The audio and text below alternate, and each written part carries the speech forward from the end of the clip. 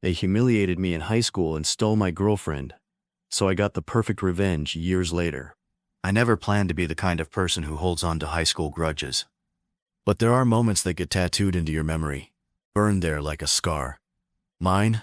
It happened my senior year, the day I realized not everyone who smiles at you is your friend, and not everyone who says, "I love you," means it. I was 17, a quiet kid from a quiet town, trying to make it through high school without making too many waves. I wasn't a total loner, but I definitely wasn't part of the popular crowd either. I ran with a small group of friends. Josh, who was obsessed with gaming, Lexi, our artsy, sarcastic MVP, and Danny, who wanted to be a stand-up comedian, but was only funny about 30% of the time. We spent weekends playing old video games and raiding every fast food milkshake in town.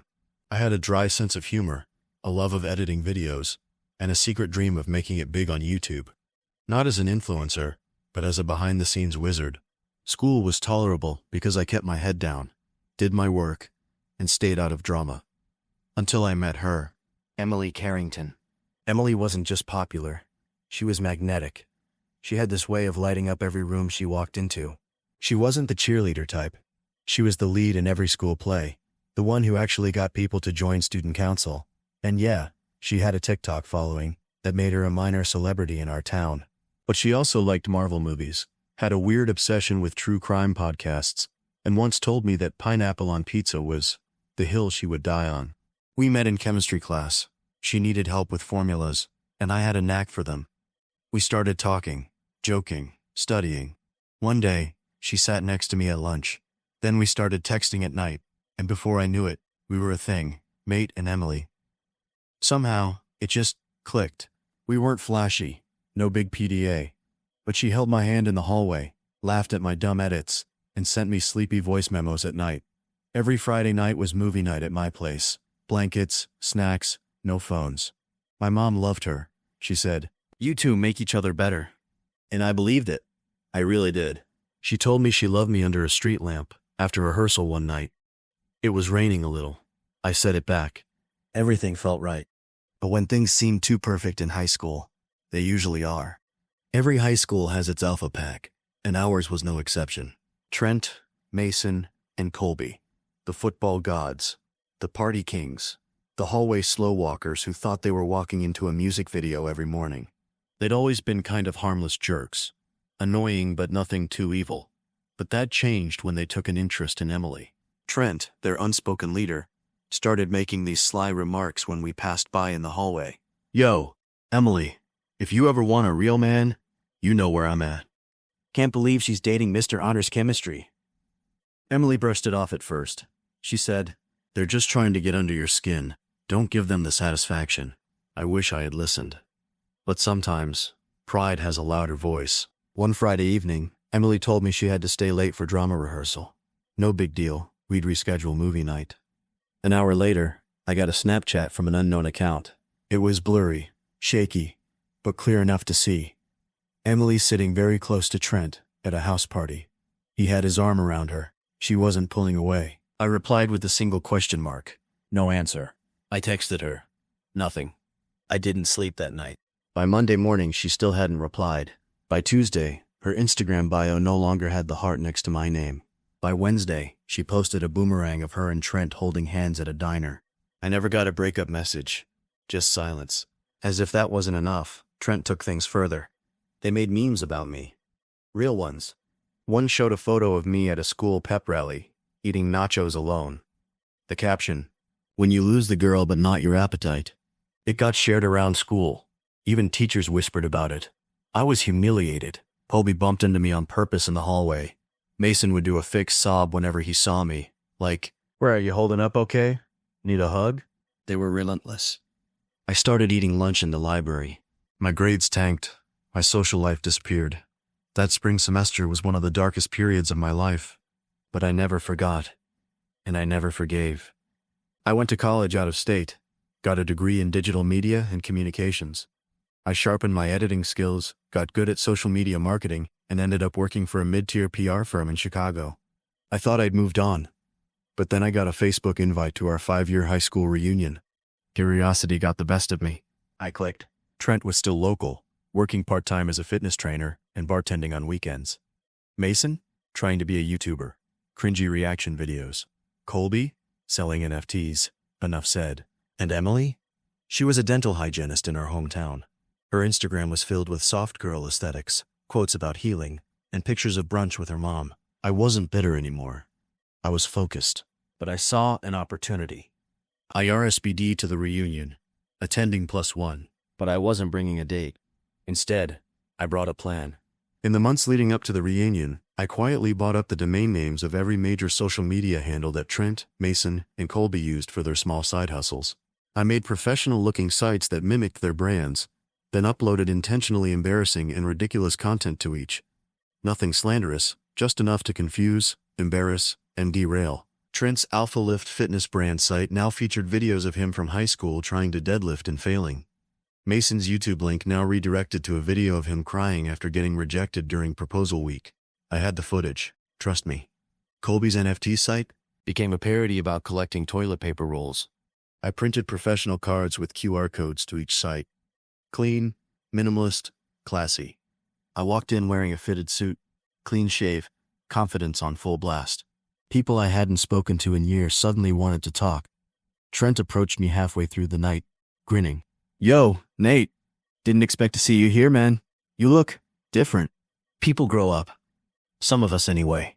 He laughed awkwardly. Then, one by one, people started scanning the QR codes from the cards I casually left near the open bar and hors d'oeuvres table. Cue laughter. Cue confusion. Cue public embarrassment. Trent's face turned red. Mason demanded to know who hacked him. Colby stormed out. Emily approached me toward the end of the night. She looked unsure. Nate, was this you? What do you think? She paused. It was kind of cool. So was ghosting someone without an explanation. She didn't respond. Just nodded and walked away. Revenge doesn't fix everything. But sometimes, it's the closure you need. I didn't do it to hurt them. I did it to remind myself that I could take control of the narrative. That I wasn't the scared, humiliated kid anymore. I left the reunion early. Got a burger. Went home and slept like a baby. High school may shape you, but it doesn't define you. And sometimes, the nerd with the nachos, he becomes the one writing the story everyone remembers. Update. So, remember how I said I walked away from the reunion feeling like I'd finally closed that chapter? Yeah, that lasted about 3 days. Because what I didn't expect, what I couldn't have predicted, was just how fast the fallout would spiral, and how people would turn on each other when they didn't know who to blame. The night of the reunion, I went home feeling like I'd finally balanced the scales. I wasn't expecting a parade. I wasn't expecting apologies. I just wanted closure. But apparently, I underestimated one thing. Reputation is everything, especially when you built it on a lie. By Monday morning, my phone was blowing up. Not with texts. No one knew for sure I was behind it yet, but with forwarded posts, screenshots, and anonymous messages. Someone had uploaded Trent's embarrassing gym fail compilation from Alpha Lift onto TikTok. It went viral. Over 2 million views in a day. Mason's sobbing prom rejection clip got turned into a remix. A literal dubstep remix. People were using it for thirst trap transitions. Colby's NFT parody site? A crypto Reddit thread made it the scam of the week, and his Discord group turned on him so hard he deleted all his accounts. Here's the thing about guys like them. When their empire starts crumbling, they don't take accountability. They start pointing fingers. And the first person they pointed at? Emily. I didn't realize until later, but apparently after the reunion, Trent and Emily had a massive blowout fight in the parking lot. Someone recorded it, of course, and you can hear Trent yelling, "You always defend him! Maybe you helped him!" She slapped him, right across the face. Suddenly, her DMs were flooded with hate, accusations, screenshots, old texts from high school being reinterpreted as evidence. She lost clients at the dental office she worked at. Her soft girl Instagram aesthetic, people started mocking it. She posted a Notes app apology, saying she had nothing to do with anything, that she was just as blindsided. But the damage was done. That night, I got a DM from Emily. Just one line. "I think we need to talk." I stared at it for a long time. I hadn't spoken to her directly since the reunion. I didn't reply right away. I didn't know what I wanted to say. But 2 days later, I got another message. This time, it wasn't from her. It was from Colby. He was furious. He tracked down the IP that originally redirected all the domain names. He somehow figured out it was from a Chicago address, mine. Not that I was stupid enough to use my real name or anything, but he must have triangulated it with old mutual contacts. His message was long, full of empty threats. Lawsuits, police reports. I know a guy in cyber forensics, blah blah blah. I blocked him. But the next day, I got a letter in the mail. A cease and desist. Yep. Trent, Mason, and Colby had pulled money to hire a real lawyer.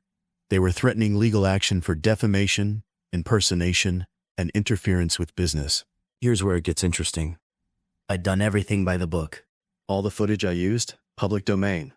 Stuff from school videos, public TikToks, even a local news clip. The domains? Not trademarked. I checked. The content? Satire. Protected under fair use. But they didn't care about facts. They wanted revenge for their embarrassment. So I played the final card I'd been holding. I contacted a friend from college who worked at a podcast network that specialized in digital karma stories.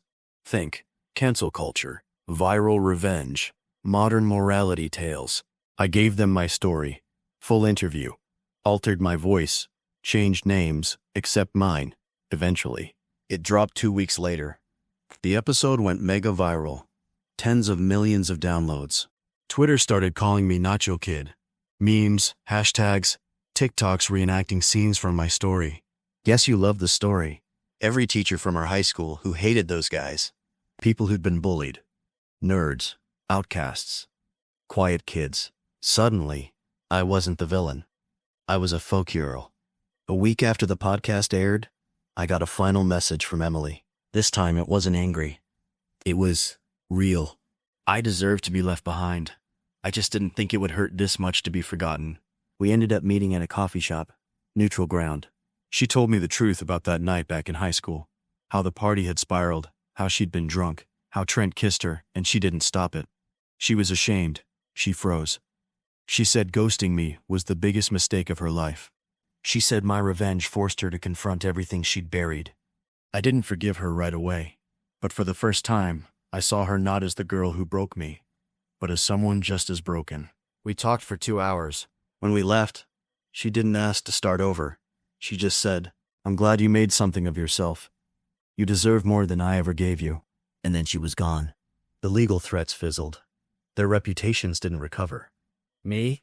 I got offered a book deal and a job running viral strategy for a major media agency. I still don't think revenge is always the answer, but I do think sometimes karma needs a little help.